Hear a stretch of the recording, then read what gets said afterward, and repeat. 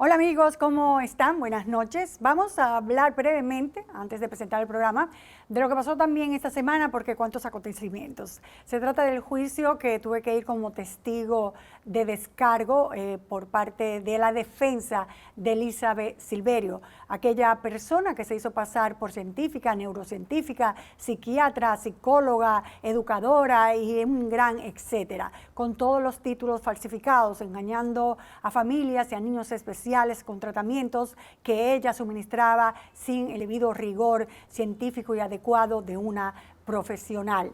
La gente no entiende muchas veces cuando uno dice es una necedad que me llamen a testificar, es absurdo que me manden a buscar a un juicio como testigo a descargo. Y posiblemente los comentarios, los que son bien intencionados, no aquellos que son enviados por cuentas que son totalmente falsas, donde castigan a uno severamente, insultan a uno despiadadamente, pues no entienden por qué. Por ejemplo, yo podría decir eso. Y otros decían que qué yo hacía en ese juicio. Señores, la defensa entre su estrategia fue llamar a 30 testigos en los que estaba yo para testificar a favor de Elizabeth. Por eso decía yo que eso es una necedad, porque yo no puedo ser testigo de descargo de Elizabeth porque yo fui que hice el trabajo en contra de ella. Y lo que especificaba, e insisto, que la línea argumental de su defensa era solo fastidiar, como de hecho fastidian, porque uno tiene que estar días enteros esperando ser interrogado, horas enteras en los pasillos esperando ser interrogados y después aguantar la necedad de una argumentación que no existe porque no me puede interrogar a favor de Elizabeth. Entonces ahí usted ve al pobre abogado dando zigzags, no podía preguntar nada porque realmente su único motivo era pues es una forma como de castigo. ¿Oh? Tú hiciste el trabajo y ahora vas a tener que venir aquí a chuparte estas horas con nosotros. Es una forma realmente de molestar, pero ahí estábamos haciendo nuestro trabajo. Fue un momento muy desagradable que no me gustó, de verdad no me gustó ni siquiera pasar por él, pero la obligación de uno como persona que hace un trabajo y tiene que, aunque sea una necedad, aunque sea un absurdo, pues estar presente en la ley, porque ellos lo que querían era mandar a uno a buscar preso con una orden de prisión. De hecho, el abogado en un momento dijo que había orden de conducencia porque yo no había asistido cuando yo tenía la semana pasada una excusa formal y oficial de que estaría de viaje. O sea que eso era lo que buscaban, un show mediático, lamentablemente. Pero nada, reitero que la Fiscalía está muy bien preparada, la documentación que tienen es profunda, amplia y muy certera, y lo que se espera es una condena a Elizabeth Silverio. Ahora vamos a presentar nuestro primer contenido. Tragedia en la ciudad de Juan Bosch que le costó la vida a una persona e involucra al hijo de una jueza. Para muchos, un accidente de tránsito, para otros, un posible asesinato. Fuimos al lugar de los hechos en busca de respuestas. Y eso fue de repente que Dama mismo cuando la jipeta le dio, arrastró a la señora por allá y le pasó por arriba así a las tres así. Me quedé en shock así porque fue de repente. Y cuando van medio a medio, que mis hermanas miran, el auto todavía tenía el tiempo para frenar. Y aún así ahí fue cuando aceleró y la arrolló totalmente.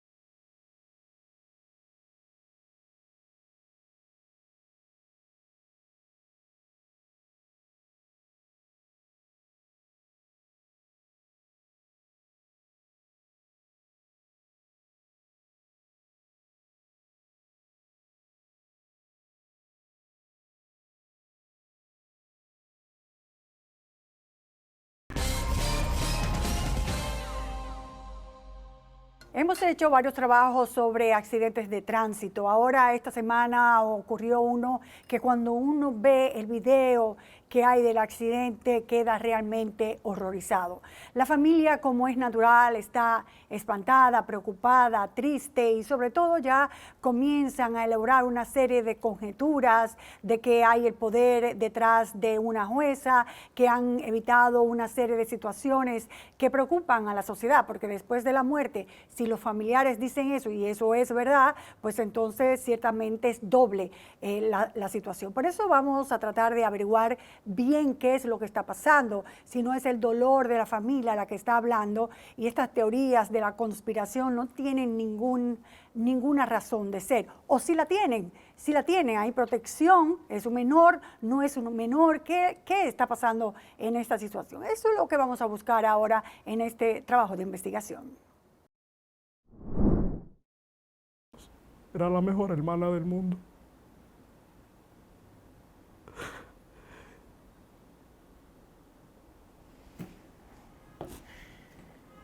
Solo le pido a Dios que nos ayude a poder aclarar todo esto, porque no es justo.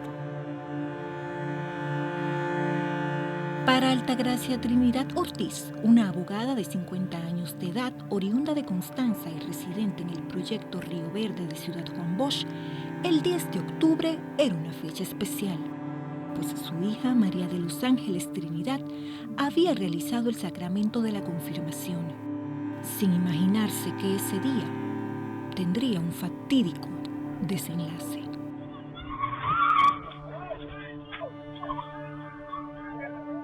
Las cámaras de la Plaza La Marquesa Town Center en Ciudad Juan Bosch captaron el dramático y desgarrador momento ocurrido aproximadamente a las 10 de la noche, cuando el conductor de una jipeta Mazda CX-9 color negro, año 2024, iba saliendo del establecimiento hacia un cruce a la izquierda y no se detuvo. Todo lo contrario, aceleró. A pesar de que Altagracia Trinidad Ortiz iba cruzando la calle junto a su hija, María de los Ángeles Trinidad, de 14 años, su sobrino, Wilfred Arias Trinidad, de 14 años, y su hermana, Eulalia Trinidad Ortiz. Nosotros nos sentamos ahí, todito lo de colmado, y eso fue de repente que, nada más vimos cuando la jipeta le dio, arrastró a la señora por allá, y le pasó por arriba, así, a las 3, así. No, me quedé en shock así porque fue de repente. Como a las 10:20 de la noche, pues me llama mi cuñado para darme la triste noticia de lo que estaba pasando. ¿Qué le dijo? Me dice, ven rápido, que acaban de atropellar, acaban de atropellar a nuestra familia. Acaba de un vehículo de impactarla. Y lo que podemos percibir es que él intentaba, en buen dominicano, robarse un pedazo. O sea, cuando tú sales de esa plaza comercial, tú deberías doblar a la derecha y retornar. Él intenta irse a la izquierda en vía contraria, lo que parece ser que no apreció que las personas estaban cruzando. Es al final una imprudencia. Y es que en lo que resulta una contradicción, el paso de cebra está colocado justo frente a la salida del establecimiento. Que antes de la plaza comercial estar, ya el paso de cebra estaba colocado. Si tú entras a Google Maps, tú vas a encontrar que no estaba la plaza y ya estaba el paso peatonal. A la plaza hacer el parqueo, aparentemente, estoy especulando, no tomaron en cuenta hacer la continuidad del paso de cebra y le cayó en la entrada del parqueo. El conductor de la jipeta emprendió la huida tras impactar a 4 de las 3 personas que iban cruzando la calle. Pues Wilfred Arias Trinidad, de 14 años, al percatarse de que venían hacia ellos, logró desplazarse rápidamente hacia el medio de la calle y salir ileso. El menor fue el único que no sufrió graves consecuencias físicas. Lamentablemente, sus otras 3 parientes no tuvieron la misma suerte. Su tía, Altagracia Trinidad, murió en el instante al ser arrastrada por el chasis del vehículo. Sí, yo lo que quisiera Aunque sus familiares consideran que de haber recibido los primeros auxilios pudo haber sido la diferencia entre la vida y la muerte, pues la tragedia ocurrió justo frente al Hospital Ciudad Juan Bosch. Un doctor incluso fue el único que se apiadó cuando vio todo. Salió y ella estando ahí con mis hermanas para poder ayudarla, al frente hay un hospital, donde en ese hospital, él voció que le ayudaran. Y en el hospital lo único que le dijeron en el hospital fue que no, que ellos no podían, que tenían que esperar. También resultaron heridas de gravedad la hermana de la fallecida Eulalia Trinidad con un brazo roto y un trauma cráneoencefálico, por lo que fue trasladada al Hospital Traumatológico Darío Contreras. La hija de la fallecida, María de los Ángeles, fue ingresada en cuidados intensivos del Hospital Pediátrico Hugo Mendoza con un trauma cráneoencefálico severo y ventilación mecánica, cuyo pronóstico era reservado. Yo lo único que hice fue arrodillármele a papá Dios y decirle, señores, por favor, ya me acababan de decir que mi hermana había fallecido. No me quite la única niña que ella tenía, no me la quite. Por favor, te lo pido. Para mí fue algo destrozante. Yo sentía que estaba en una pesadilla, en verdad. Aún en medio del dolor y la desgarradora situación, al día siguiente, viernes 11 de octubre a las 9:10 de la mañana, acude el Departamento de Denuncias de DGCET en Santo Domingo Este, junto a sus abogados para interponer una denuncia. Y la DGCET no aceptó la denuncia. No aceptó la denuncia por el supuesto de que el escribiente en ese momento nos informó que teníamos que llevarle la prueba médica de las dos personas que se encontraban accidentados. Entonces, es algo totalmente ilegal, algo totalmente improcedente. Al ver esa conducta, decidieron llamar a un investigador privado a los fines de que hiciera algún tipo de indagatoria a partir del video y la placa del vehículo. Tuvimos acceso a través de este investigador de tener el nombre del propietario. Sin embargo, hicimos silencio de esa parte hasta el punto que a través de las redes sociales y a través de otros periodistas que tuvieron interés en el proceso se dieron cuenta que se trataba de una funcionaria pública trabajando en el Poder Judicial. Se trata de la jueza Mari Berenita Ramírez Jiménez, del Cuarto Juzgado de la Instrucción de Santo Domingo, egresada en Derecho de la UAS en el año 2000, quien cursó una maestría en Derecho Judicial en 2014 y madre de 3 hijos de 28, 17 y 15 años. Tiene un largo tiempo ejerciendo en el Poder Judicial y nunca ha tenido una contradicción ni con un compañero de trabajo ni con la institución que trabaja. 11 horas después de que los familiares de las víctimas acuden a DGCET a las 8:33 de la noche según el acta de denuncia, es cuando finalmente logran que le tomen la declaración. Nos sentaron casi por 40 o media hora, esperando que una supuesta magistrada diera una autorización para nosotros declarar un accidente supuestamente de tránsito. Entonces, ¿por qué? La pregunta es, ¿por qué tanta inquietud o imposibilidad para que esto se diera? Algo inusual, porque según el abogado de las víctimas, la ley de tránsito no establece que una procuradora deba autorizar que un ciudadano dé una declaración sobre un accidente. Sin embargo, el acta de denuncia tiene una nota que indica: esta declaración fue tomada por autorización de la magistrada Janet Sena. Posteriormente, se confirmó que quien conducía el vehículo era uno de los 3 hijos de la jueza, propietaria del vehículo, quien acudió al día siguiente, el viernes 21 a las 2 de la tarde a DGCET, en compañía de su padre y su abogado. Él se entregó al centro de acogida de la 27 casi con Núñez, y ya el Ministerio Público, así como el Departamento de Niños, Niñas y Adolescentes, están haciendo la indagatoria también.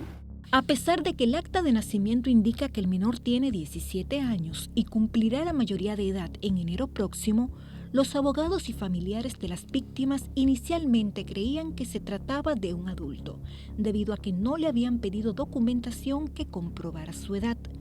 contrario al hermano de las víctimas, quien al acudir a interponer una denuncia a la Fiscalía de Santo Domingo Este, luego de haber enterrado ese mismo día a su hermana, le solicitan este requisito. Nos solicitaba una afiliación de acta de nacimiento. Imagínense, un sábado a las 5 de la tarde te dicen a ti, búscame una acta de nacimiento, no solamente de quien va a declarar, sino de la persona fallecida, de la hermana y de la hija y del persona que va a declarar. 4 actas de nacimiento nos pidieron, algo nunca visto. Afortunadamente lograron encontrar un centro de atención ciudadana que funcionara un sábado a esa hora de la noche, mientras el menor acusado dio su versión de los hechos. El vehículo es de la casa, el vehículo es de su madre, pero quien sale en el vehículo de la casa es el primo de él, con él, a la ciudad Juan Bosch. Ya estando en la ciudad Juan Bosch, es que él le facilita al adolescente el vehículo y él sale con unos amigos, menores de edad también, a dar una vuelta. De acuerdo al abogado, un primo del adolescente, identificado como Fernando Peña, es quien le facilita el vehículo de la jueza al menor. Y este, junto a otros 5 amigos, todos menores de edad, se dirigen a la Plaza Marquesa. En otros videos se puede ver cómo ellos comparten algún tema, nosotros entendemos bajo el tiempo que duraron ahí sin razón, que tuvieron alguna planificación de algo, no sé qué era. Esa parte le corresponde a través de los testimonios de las partes, de la confrontación, que se dé qué hacían esos menores ahí, qué es lo que se estaban pasando, qué había ahí. Ellas estaban comiendo algo. Después de salir de la iglesia de bautismo de mi sobrina, feliz, contenta, entonces luego van a cenar y luego de cenar entonces es que yo no sé lo que pasó ahí en la plaza, si alguno le estaba dando seguimiento ahí mismo. Y saliendo de la plaza, en la intersección donde ocurrió el hecho, él no se percató de la persona que iban a cruzar, no que ellos se pararon, sino que ellos iban a cruzar la avenida y en ese instante el joven dobló en la misma dirección la intersección y no se percató de que la persona iban cruzando. Sin embargo, en el video se observa claramente cómo en lugar de frenar, acelera, algo que también es corroborado por familiares de las víctimas y sus abogados, quienes entienden que no se trató de un simple accidente de tránsito, sino que fue intencional, por lo que otorgan la calificación jurídica de asesinato. Establecen una hipótesis de que iba a ser una maniobra de robarse una vía, una intersección. Sin embargo, cuando nosotros nos procedimos a ir a la intersección, nos damos cuenta que no es nada de eso. ¿Por qué? Porque este vehículo tenía todo el espacio para hacer esa maniobra, aunque fuera ilegal. Lo que vimos fue un conductor que tuvo la intención. Ellos reducen el vehículo, la estaban observando, esperando a que ellas fueran a pasar. Cuando mis hermanas iban ya a pasar, a cruzar, pensando que el vehículo le estaba cediendo, entonces ahí es donde ellos aceleran intencionalmente. Hacer la evaluación a reconstruir. Consultamos con especialistas en educación vial en busca de una explicación. Hay 2 explicaciones que se pueden dar. La primera sería que se asustó y en lugar de frenar aceleró, porque los pedales están muy cerca, uno estaba ahí, podría ser eso. Pero también podría ser que usted sabe cómo es la juventud hoy en día. No tiene mucha responsabilidad. Tenemos que especular debido a que no hay lamentablemente un departamento de investigación de accidentes que pueda inmediatamente ocurrir un hecho, determinar si la persona estaba bajo los efectos del alcohol o alguna droga, si realmente el vehículo tenía alguna falla y todo ese tipo de cosas. Por lo que especulando, al saber ahora que era un menor de edad, podemos decir que quizás tenía poca experiencia. En medio de las acusaciones de asesinato de parte de los familiares de las víctimas, nos preguntamos cuál sería el móvil, debido a que las víctimas y el acusado no se conocían desde antes. ¿Qué motivos? Esas razones las debe de dar el Ministerio Público en sus momentos. Toma a estas familias y la atropella. Y la atropella en un momento con brutalidad, con un tema totalmente bajo unas condiciones extrañas, porque si tú tienes un accidente, el sentido común te dice a ti que tú frenes. Sin embargo, esta persona nunca tuvo el interés de acelerar el vehículo. Yo diría que fue que se le introdujo en su mente el instinto de mujer cuando está aprendiendo a conducir un vehículo de motor, que en vez de frenar lo que hace es que acelera. Pudiéramos decir que fue esa la situación que pasó, porque nosotros total y rotundamente descartamos la otra posibilidad. Sí se acercaron 2 o 3 para darme datos contundentes, datos que tienen mis abogados fuertes sobre eso, de que realmente fue algo que ellos lo programaron, donde ellos le dieron seguimiento, donde ellos ubicaron la posición y luego se prepararon y cometieron el hecho. Al insistirle sobre cuál fue la información que recibió, dijo que en su momento la revelará, pero no puede profundizar para no entorpecer la investigación. Sin embargo, el abogado de la familia del menor descarta que haya sido con alevosía y premeditación. Plantea que se trata de un accidente de tránsito cuya pena máxima es de 3 años de prisión y no de un asesinato, cuya sanción puede llegar a 30 años de prisión. Aquí los mal llamados accidentes viales se va a catalogar al final como un accidente, algo que él no quería cometer, cuando en realidad fue un siniestro vial, porque un accidente es algo inevitable. ¿Cómo es posible que usted me diga que usted entra en vía contraria y que usted no miró? Y que no obstante eso, sino que usted se detiene un poco, ve que están cruzando y cuando van medio a medio, que mis hermanas miran, el auto todavía tenía el tiempo para frenar y aún así ahí fue cuando aceleró y la arrolló totalmente. Y no es todo, sino que sigue arrastrando a mi hermana, la fallecida. Los abogados de las víctimas no solo tienen la hipótesis de que hubo intención de cometer el hecho, sino que entre los pasajeros del vehículo había adultos, por lo que no todos eran menores de edad, como alega la defensa del acusado. Los 6 no eran menores. Ahí iban 2 adultos, iban ahí. Lo que pasa es que hay muchas cosas que están tapando. Pudimos confirmar en la página web del Intrant que el adolescente contaba con permiso de aprendizaje hace apenas un mes, lo que agravaría aún más el caso, pues la ley es clara. Mira, la ley establece que el que tiene carnet de aprendizaje para conducir debe hacerlo acompañado de un adulto que tenga licencia de conducir. Y también establece que las consecuencias de lo que haga una persona con el carnet de aprendizaje es responsabilidad también de los padres o tutores. Otra debilidad que señalan los abogados de las víctimas es que no se realizó una prueba de alcohol ni toxicológica a los menores que iban en el vehículo. Dicen que estos menores posiblemente tenían algún tipo de sustancias más allá del alcohol. Entendemos que esta parte, independientemente, ya ha pasado varios días, por eso digo, el Ministerio Público no se dedicó a investigar, porque no es que tú llegues a declarar, es que tú comiences a motorizar tu papel de investigador en ese momento. ¿Qué usted hacía ese día? ¿Con quién usted andaba ese día? Sin embargo, la defensa del acusado alega que la Ley 13603 sobre el Código del Menor indica que peritos especializados son los únicos autorizados para hacer una prueba toxicológica. Aunque lo que nos cuestionamos no es quién debe realizar este procedimiento, sino por qué no se hizo. Te puedo hablar de él porque yo lo conozco.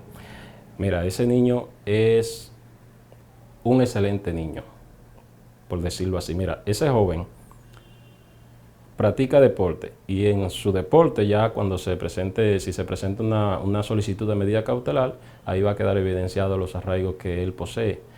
En el deporte es excelente, tiene alrededor de 7 medallas. Sin embargo, en nuestro recorrido por Ciudad Juan Bosch nos dieron una información diametralmente opuesta, al asegurarnos fuera de cámaras que el menor acostumbraba a manejar de manera temeraria y que al recriminarle alardeaba de la posición de su madre. Esto también fue constatado por el investigador privado contratado por la familia de la víctima. No es la primera vez que tiene un altercado dentro de la plaza. Es tanto así que hubo una persona que se le quejó a las autoridades de la plaza sobre que estas personas días antes del hecho habían hecho algún tipo de maniobra temeraria con un vehículo.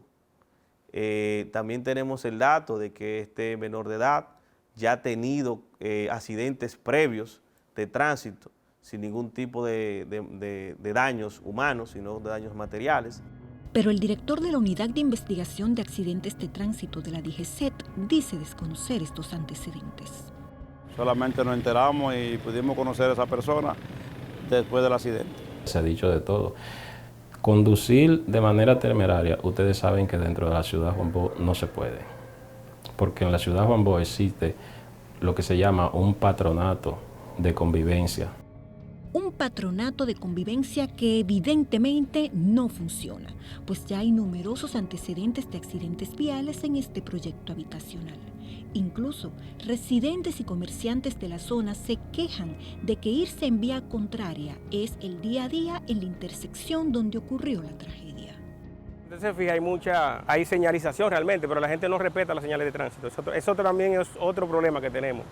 Mientras, los familiares de las víctimas de esta reciente tragedia, ante todos los obstáculos que tuvieron desde el inicio de sus acciones legales, temen que la madre del menor abuse de la posición que ocupa en el sistema judicial para favorecer a su hijo. Por eso, además de la denuncia en la Fiscalía de Santo Domingo Este, hicieron una protesta en la Suprema Corte de Justicia, donde también solicitaron formalmente el inicio de una investigación por supuesta obstrucción.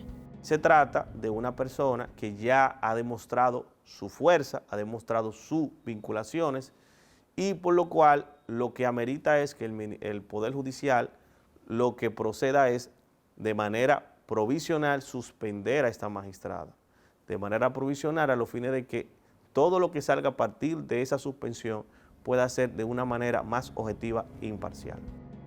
Ese mismo día, la Inspectoría General del Poder Judicial emitió un comunicado en el que informa que realizan las indagatorias del lugar desde el mismo momento en que se recibió la información del suceso. Mientras, familiares de las víctimas lamentan que el menor no haya sido detenido debido a lo que establece la ley y dicen sentirse solos ante la poca preocupación demostrada por las autoridades.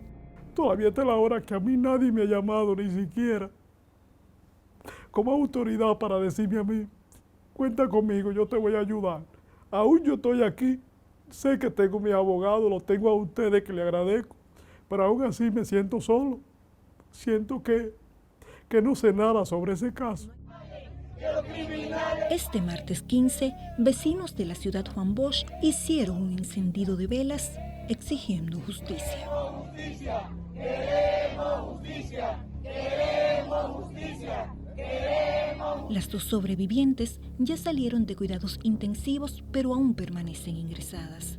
Tan pronto la menor fue extubada, lo primero que hizo fue preguntar por su madre y su tía. Justo este miércoles, en compañía de familiares y psicólogos del Hospital Hugo Mendoza, recibió la trágica noticia del fallecimiento de su madre. Ojalá que en el mundo entero todos fuéramos como la relación que llevaban ellas dos. Ella vivía para esa niña, esa era su debilidad. Esa niña lo era todo para ella, porque ella era sola. La niña prácticamente no tiene padre, o el padre tampoco le interesa, no sé, una persona cruel. Pero vivían una para la otra. Mientras tanto, la Fiscalía de Niños, Niñas y Adolescentes de Santo Domingo Este informó a la defensa de las víctimas que van a iniciar los interrogatorios, pruebas psicológicas periciales y solicitudes de más videos de cámaras de la zona. Estamos haciendo los levantamientos de cámaras para nosotros poder dar verdaderamente con todo lo ocurrido. Estamos haciendo levantamiento de cámaras, tanto en el perímetro, tanto acá como en el Olé, la plaza, y de los movimientos que hizo el vehículo antes y después del accidente. En medio de esta tragedia, familiares de las víctimas hacen este llamado a las autoridades. Exhorto a todos los medios de comunicación y a Miriam Germán que mire a sus hijos, que yo entiendo que ella es una gran persona, yo confío en ella. En Jenny Berenice siempre la admiré, siempre la admiro, espero que sea así y que también ellos se conduelan de esto y que me ayuden a llegar hasta el final. Ni siquiera se trata de condenas o no. Nosotros decimos que no queremos un culpable inocente ni un inocente y culpable. Nosotros queremos que las personas que hayan cometido cualquier responsabilidad en el hecho lo cumplan con referente al cumplimiento de la ley. Actualmente el adolescente acusado se encuentra en su hogar, amparado en el estatus legal que le otorga el Código del Menor.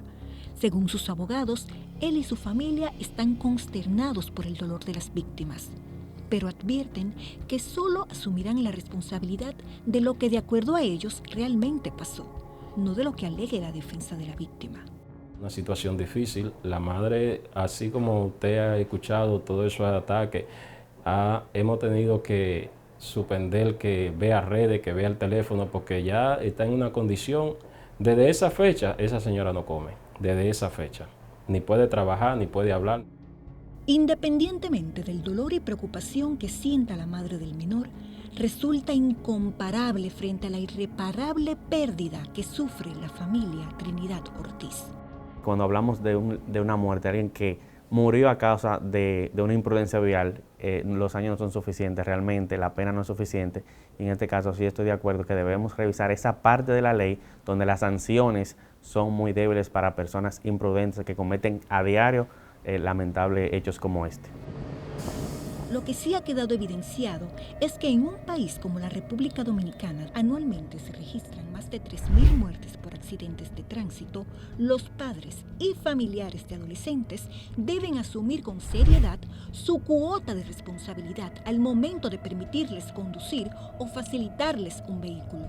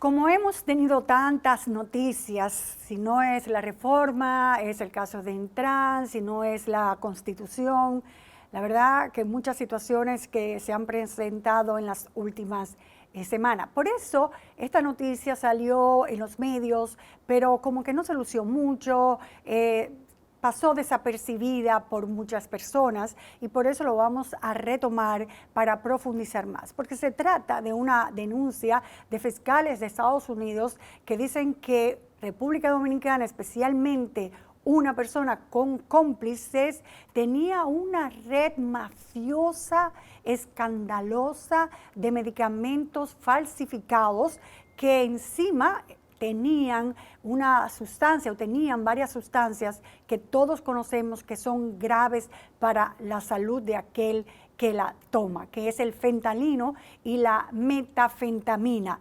Ciertamente muy preocupante. Y por eso mueve a curiosidad saber cómo desde República Dominicana un joven de 44 años podía ser parte de esa red, de esa cabecilla administrativa que manejaba desde aquí una red que se manejaba a nivel mundial. Pero eso es grave.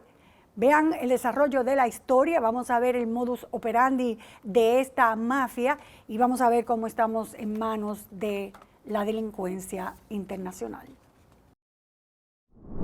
Yo no traigo nada, un loco en Estados Unidos que dice que yo le vendía. Así se expresó Francisco Alberto López Reyes, apresado el pasado 3 de octubre en Moca, señalado por el Tribunal del Distrito Sur de Manhattan, Nueva York, como la persona que durante los últimos 2 años y medio dirigió desde República Dominicana una red internacional que se dedicaba a la fabricación y venta de medicamentos falsificados y que se vendían a través de farmacias online que también eran falsas.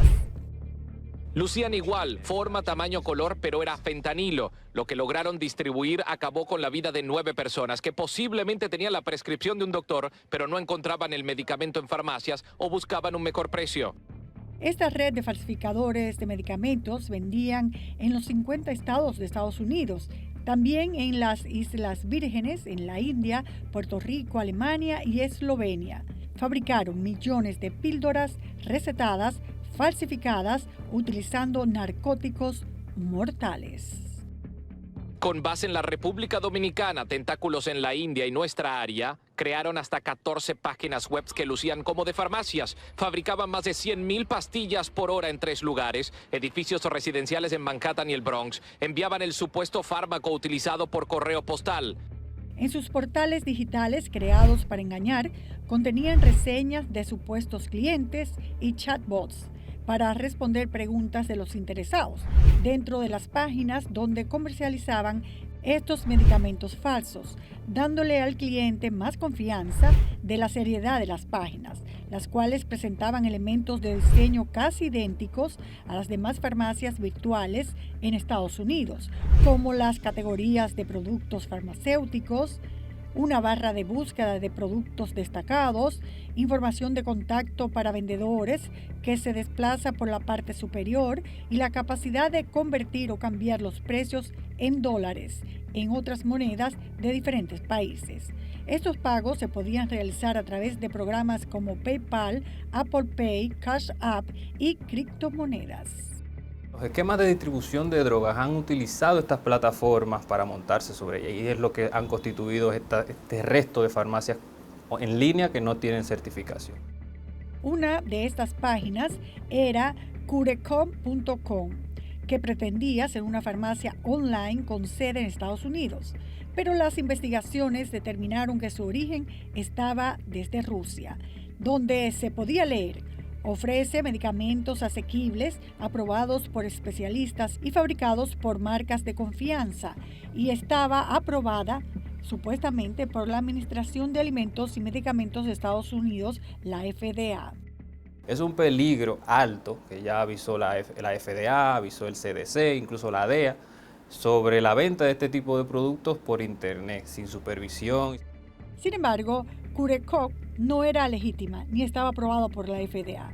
Es una de las 30.000 farmacias online que funcionan de manera ilegal en Estados Unidos, según las autoridades. Un grave peligro que atenta contra la salud pública. Son una red de distribución drogas, de productos de recreación ilegales en su mayoría, que necesitan prescripción médica, pero que en Estados Unidos se da la particularidad de que puedes recibirlos en tu casa, ordenándolos con un clic, medicamentos controlados, sustancias ilegales y muchísimas cosas más.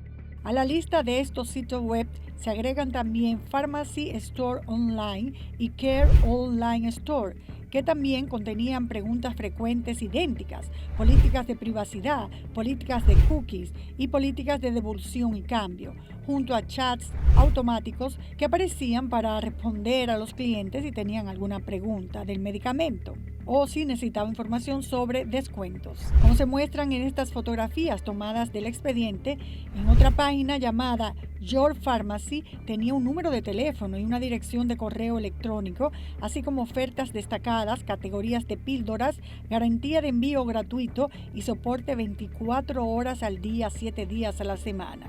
Mejor servicio no se puede esperar. Además, Francisco Alberto, quien dirigía esta orquesta criminal, tenía su propio sitio de farmacia llamado Servicios de Atención al Cliente de Meds, desde abril hasta aproximadamente agosto del 2024. Esta página recibió aproximadamente 100 mensajes de individuos preguntando acerca de las pastillas, muchos de los cuales hacían referencia a las muestras gratuitas de medicamentos recibido con folletos de publicación de la dirección de correo electrónico de Francisco Reyes. Estas pastillas de fentanilo y de metanfetaminas eran disfrazadas de medicamentos recetados reales, como oxicodona, hidrocodona, Adderall y Xanax. El expediente establece que los falsificadores copiaron las mismas formas, colores de las pastillas originales, usaban tintes con colores específicos y un equipo especializado con moldes personalizados para prensar narcóticos en polvo para imitar el color, la forma, el tamaño y las marcas de las píldoras recetadas y fabricadas comercialmente, pero estas falsificadas con fentanilo, oigan ustedes. Tanto el fentanilo como las metanfetaminas son psicoactivos.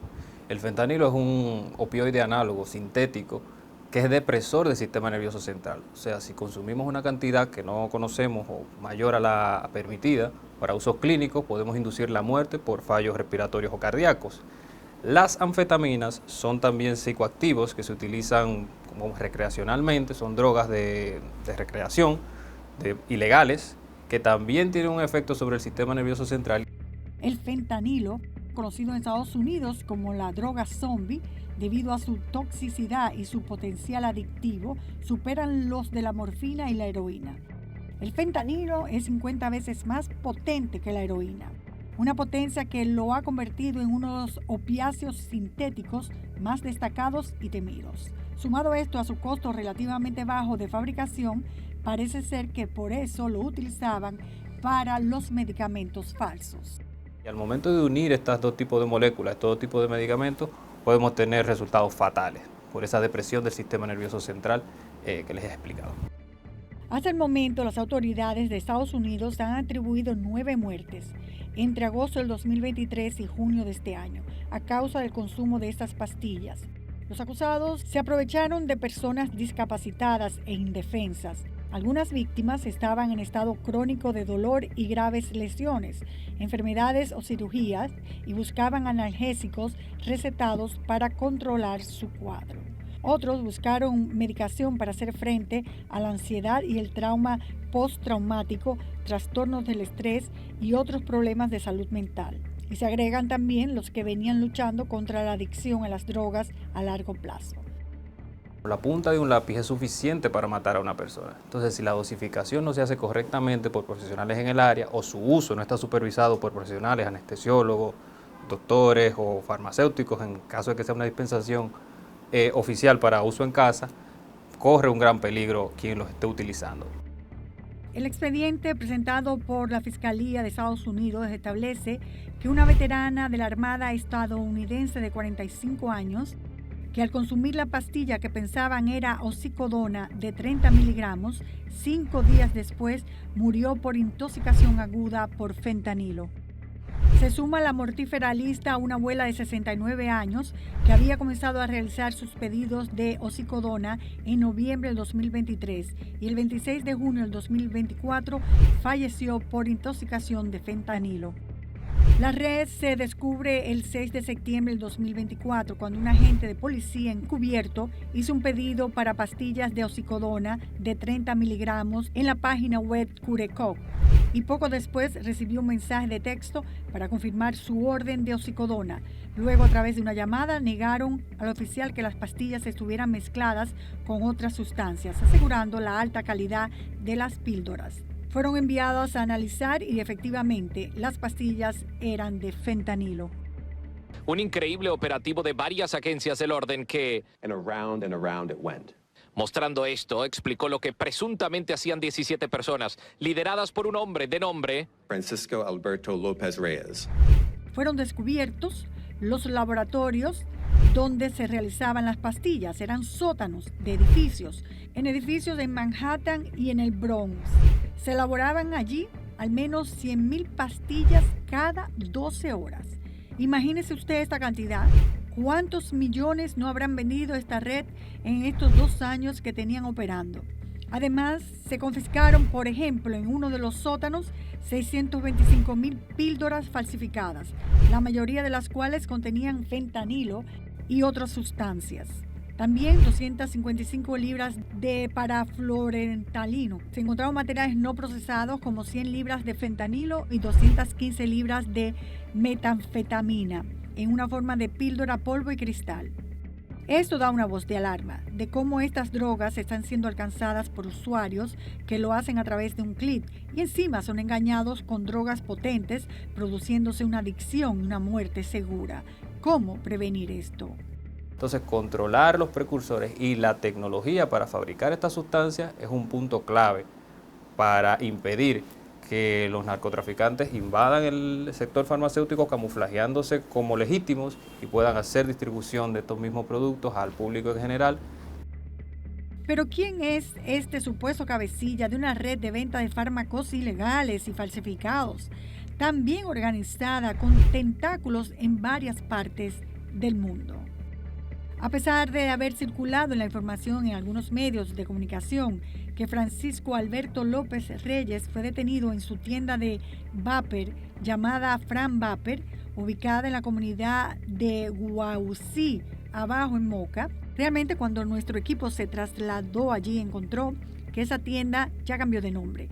En su lugar se encuentra este negocio llamado Dani Vape. Según el administrador de la tienda, hace más de 2 años que López Reyes había quitado su negocio del lugar, mientras sus familiares piensan que Francisco López Reyes es inocente. Están cometiendo una injusticia con él, porque que si una persona no les hallan prueba de nada, buscan su apartamento y no les hallan nada ni nada. Usted no puede acusar a una persona de una gente que usted, algo que usted no está haciendo, si usted no encuentra prueba de nada. Sin embargo, la Fiscalía tiene decenas de pruebas de su participación en la red, como conversaciones entre algunos de los inculpados, uno llamado Efrén Paulino, que trabajaba en la organización.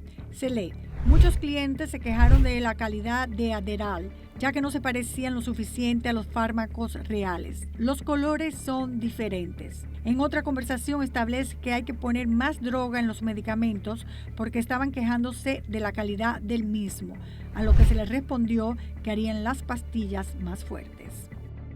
Pero esta no es la primera vez que López Reyes es involucrado en este tipo de delito, pues en el 2010 la Dirección Nacional de Control de Drogas, DNCD, desmanteló una red internacional de narcotraficantes que desde el país enviaba a Estados Unidos medicamentos controlados que producían una fuerte adicción entre sus consumidores.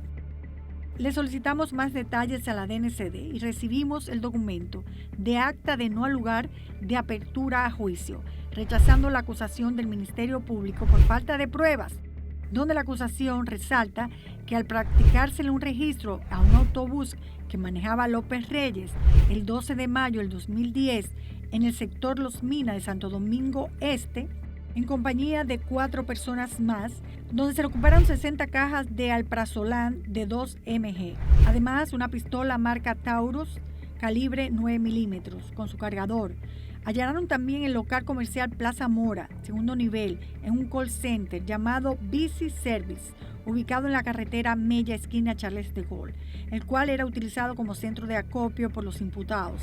Al momento de requisar el lugar, se encontraron 62.830 pastillas de alprazolam, 19.532 de solpidem, 7.741 unidades de diazepam y 5.458 lorazepam, 3.750 de clonazepam, para un total de 99.285 pastillas. A pesar de las pruebas presentadas por el Ministerio Público, como actas de arresto flagrante de los acusados, certificación de análisis del químico forense de las pastillas encontradas, un CD con intersecciones telefónicas realizadas a los números de los acusados, 2 años después, el 10 de julio de 2012, se rechazó esta acusación en contra de los imputados y en consecuencia se dictó un acto de no lugar a su favor, ya que los elementos, según el juez, de las pruebas no eran suficientes para que los acusados fueran condenados. También se ordenó la devolución de los objetos incautados y dispusieron la libertad definitiva. El juez que evacuó esta sentencia es José Duvergé Mejía. Saber si hubo apelación por parte del ministerio a esta sentencia importa poco. Ya es conocida la historia, campea la impunidad y 12 años después, la orden de arresto viene de Estados Unidos. Francisco el pasado jueves 3 fue apresado en Moca y se dejó sin efecto la audiencia de solicitud de medida de coerción, ya que el acusado tenía una orden de extradición hacia los Estados Unidos y aceptó irse de manera voluntaria. Bueno, hay una investigación abierta en ese sentido por lavado de activos, pero en este caso se ha procedido a ejecutar una orden de arresto que emitió la Suprema en relación a un pedido de extradición. Francisco Alberto López Reyes deberá enfrentar 7 cargos en Estados Unidos por falsificación de medicamentos, como Cicodona, Aderal, pastillas elaboradas con narcóticos altamente peligrosos, como fentanilo, metanfetaminas, heroína y cocaína, entre otros, junto a los demás acusados que operaban en la red. Esta red fabricó millones de pastillas de prescripción médica falsificadas, cambiándole por narcóticos mortales que acabaron con la vida de casi una decena de personas y con la adicción de cientos de ellas. Posiblemente Francisco Alberto López Reyes y sus cómplices no tendrán una decisión favorable de un juez que diga que todas estas pruebas no son suficientes para condenarlos.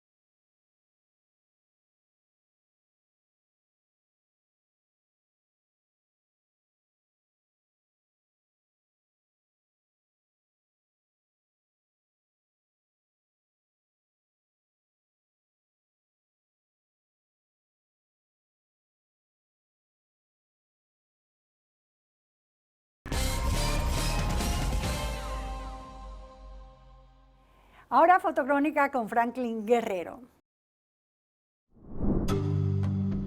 Vamos a la fotocrónica de este sábado 19 de octubre. Un aviso de ciclón de medidas económicas llegó el día 7 de este mes con la presentación en la semanal de la llamada reforma fiscal, que luego sería enfrentada con una férrea reacción social de no aprobación. Los principales funcionarios del gabinete del presidente Luis Abinader en fila VIP de ambos lados del amplio salón de las Cariátides. Llega Joel Santos de Minas y conversa con el que maneja el fideicomiso del gobierno. Entra en orden de mando Pavel, Ito, Yayo y el que quiere sacrificar a la sociedad, sin que nadie grite ni de impotencia, el famoso Jochi Vicente de Hacienda. Después el presidente Abinader con la vice Peña, el mercadólogo y asesor Aguilera desde Santiago, con su pública posición pro-haitiana de siempre, y el asesor apellido Vaz. Al final el periodista García Argibal. Toman asientos con el presidente al centro y los asesores a la derecha. La pantalla dice, Ley de Modernización Fiscal. ¡Ay, papito! El presidente parece en oración para que su propuesta sea entendida, aceptada y aprobada por todos los sectores, sin haber un consenso previo, como se había dicho y doña Consuelo Despradel demostró. El presidente hace uso de la palabra y dice que su propuesta es un acto de responsabilidad política y que en poco tiempo tendrá un impacto positivo, que va a aportar al Estado la fantástica suma de 122.000 millones de pesos, el 1.5% del PIB. El ministro Vicente leyó en el teleprompter como si fuera un karaoke. Se creó un desequilibrio. Dijo que busca elevar el nivel de desarrollo del país, mejorando los servicios de educación, salud, seguridad, transporte, salarios y ayudas sociales.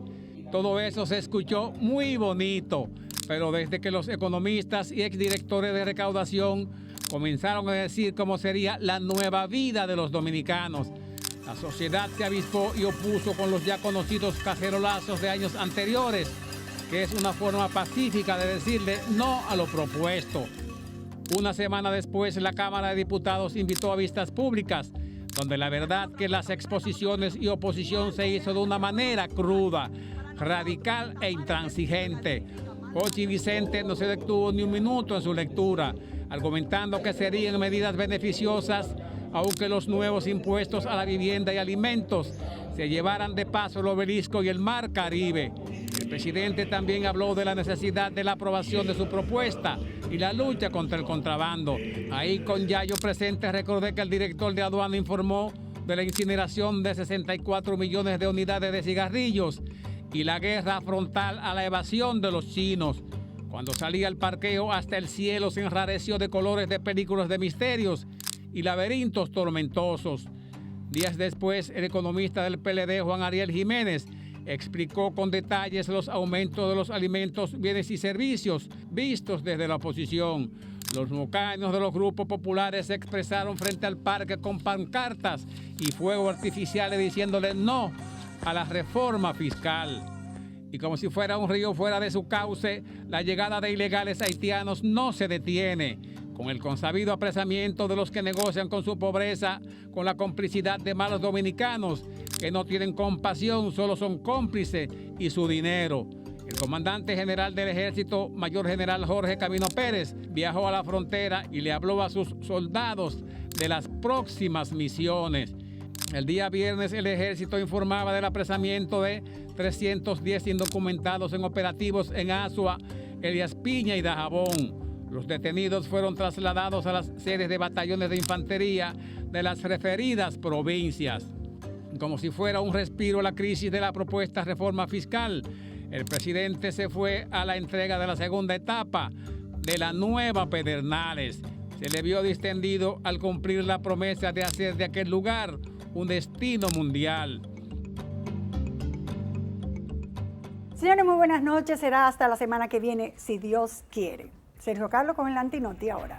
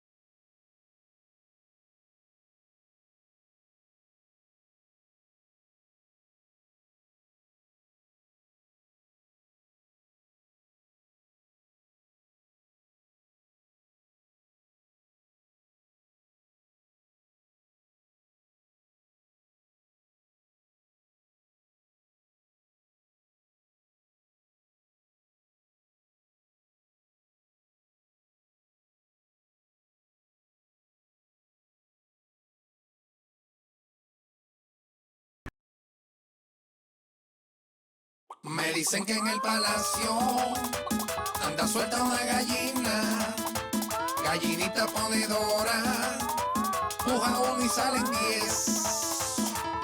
Y puso uno en educación, a Peña Guada le puso 2, a Raquelita le puso 3, que con el COVID llegó a los 6, y los 4 que quedaban con Tayota se los dio a Abinader.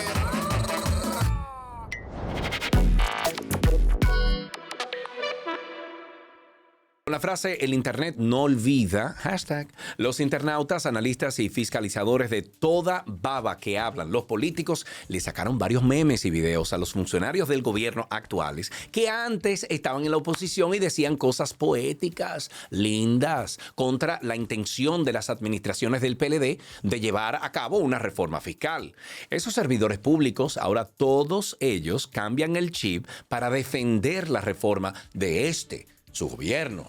En adición, algo que tú decías, Edith, y doña Consuelo también. Mira, esto es un acto de responsabilidad política también. Nosotros pudimos continuar sin hacer nada y realmente no hacer los cambios y las reformas que estamos convencidos que, aunque obviamente al principio tiene un impacto importante, pero que en el mediano y en el largo plazo va a tener un impacto positivo. Esas obras que menciona y además todo lo que hemos diseñado va a mejorar también los ingresos y la calidad de vida de la gente. Bueno, mis queridos amigos, al primero que le sacaron lo suyo fue al mismísimo presidente Abinader cuando en la semanal justificó la reforma diciendo que esto se trataba de una responsabilidad política, que al parecer si el otro gobierno tomaba la decisión de aplicar una reforma tributaria siendo responsable, no era responsabilidad política, sino un abuso. Oye bien, un abuso.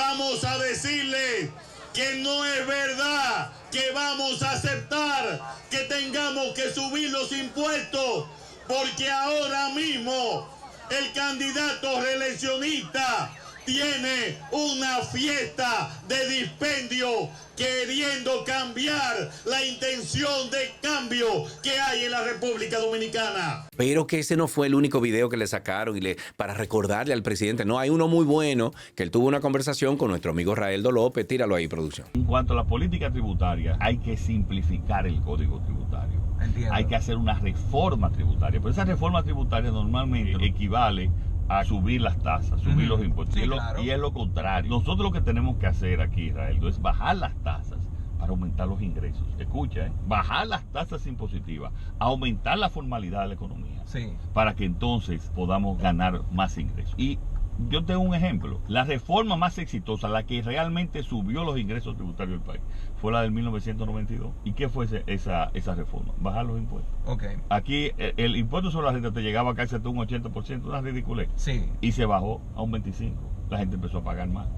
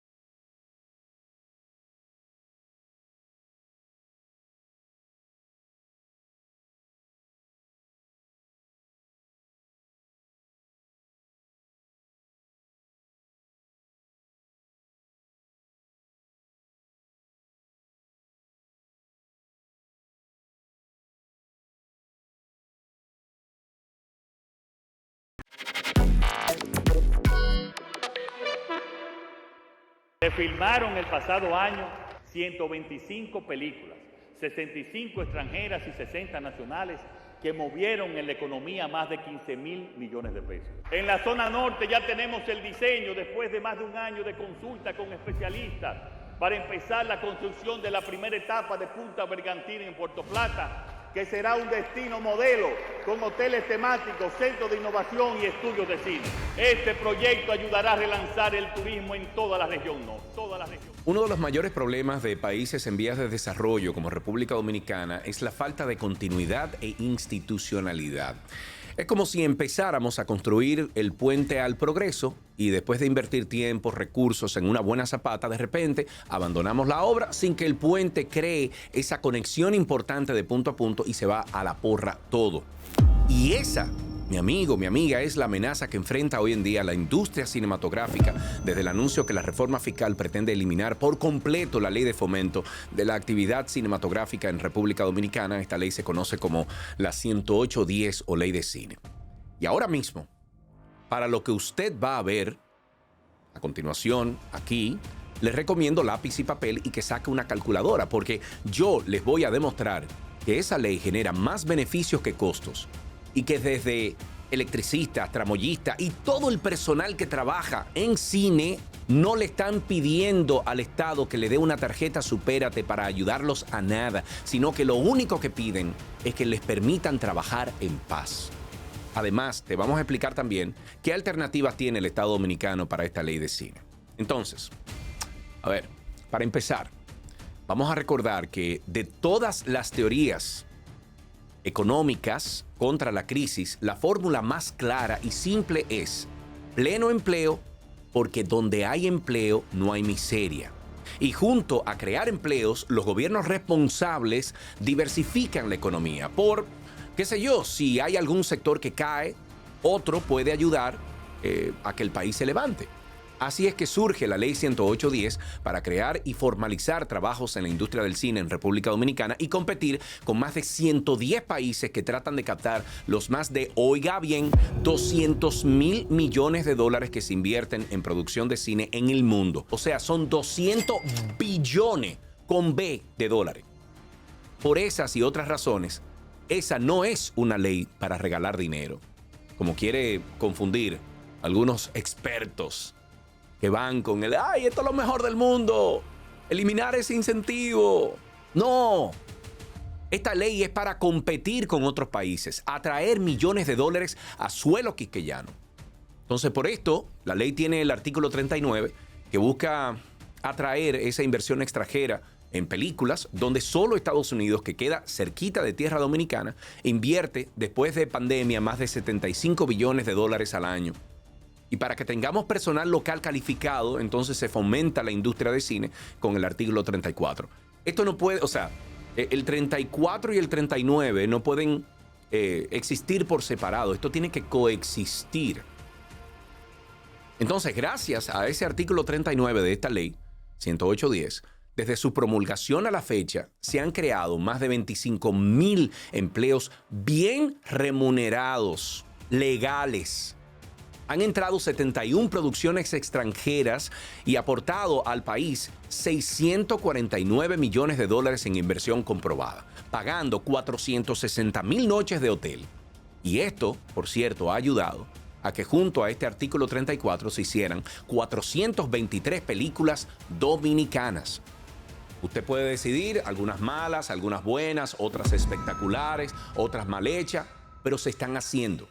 En otros países hasta regalan dinero para hacer películas a cambio de promoción del país y su cultura. Aquí la ley 10810 lo que permite es que vengan producciones de fuera a filmar o que empresas privadas locales aporten para hacer una película dominicana y que parte de ese dinero sea admitido como un crédito fiscal transferible hasta el 25% de lo que tendría que pagar en impuestos la empresa local el año siguiente. Entonces, viéndolo en resumen, para hacer una película local con esta ley 10810 y utilizar los incentivos del artículo 34, primero, el organismo del Estado que se llama Dirección General de Cine, DGCine, tiene y debe revisar, aprobar el proyecto y otorgar permiso y el único rodaje. Entonces, después de terminar la película, ellos auditan factura por factura con número de comprobante fiscal y finalmente Hacienda vuelve y revisa para aplicar entonces el crédito fiscal. Un crédito fiscal no es que el gobierno emite un cheque a un productor para que grabe una película. No. Es que después de hecha la película, si la empresa que patrocinó tiene beneficios en ese año fiscal, cuando vaya a pagar sus impuestos el año próximo, se les reconoce ese gasto, pero solo hasta el 25%. En el caso de las películas extranjeras que tanto se ha cacareado, hay más de 110 países dando de todo para atraer esas producciones a sus países. Un ejemplo, Jamaica, que aún saca provecho hoy en día de lugares donde hace 40 años se filmaron escenas de las películas de James Bond. Por eso, su gobierno recientemente anunció el Jamaica Screen Development Initiative, el JSDI. Es un fondo de $1 billón para producciones de película, de mercadeo, promoción de Jamaica. Entonces, este artículo, aquí en la República Dominicana, el artículo 39, no significa que el gobierno emite un cheque o le paga a algún actor o productor extranjero, no, porque quien filma aquí debe traer en dólares todo lo que cuesta y eso entra como inversión extranjera directa. El artículo 39 lo que permite es que las empresas de producción dominicana se la jueguen trayendo al país, invitando al país producciones de fuera.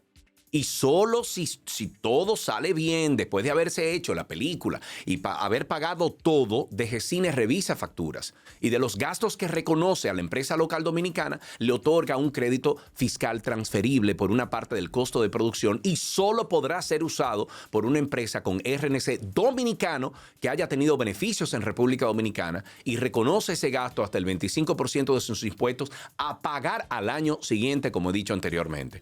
Encima de todo eso, repito, hay una auditoría por parte de Hacienda, pero además de la DGII y del CIPAC. El crédito fiscal del artículo 39 solo devuelve una parte en pesos dentro de un año.